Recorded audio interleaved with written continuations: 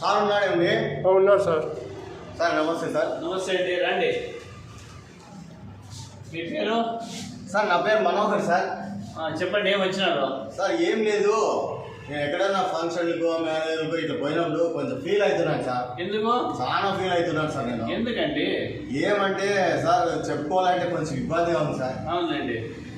ఏం లేదు సార్, నాకు బట్టతలు వచ్చింది సార్. బట్టతలు వచ్చిందా? అవును సార్. చాలా నా ఫ్రెండ్స్ అంతా కలిసి కొంచెం హేళంగా మాట్లాడతారు సార్. బట్టతలు ఉందని? బట్టతలు ఉందని హేళంగా మాట్లాడతారు. కొంచెం ఆట పట్టిస్తారు సార్ నన్ను. ఆట పట్టిస్తారా? అవును సార్. అందుకు నాకేమన్నా కొంచెం మంచి మందులు ఇంటికి బాగా వచ్చేకి బట్టతల పైకి. అవును సార్, త్వరగా రావాలి సార్. త్వరగా రావాలా. వాళ్ళని బాగా నేను కూడా ఆటడియాలి, ఆట పట్టియాలి. కొంచెం నా ఫీలింగ్ ఇదే సార్.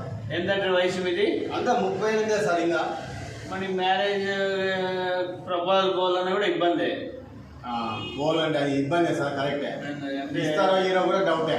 నీకు పిల్లలు ఇస్తారో లేదా డౌటే సార్. మీకు వయసు చూస్తే 38. అవును సార్, 30 బట్టతలు పడింది.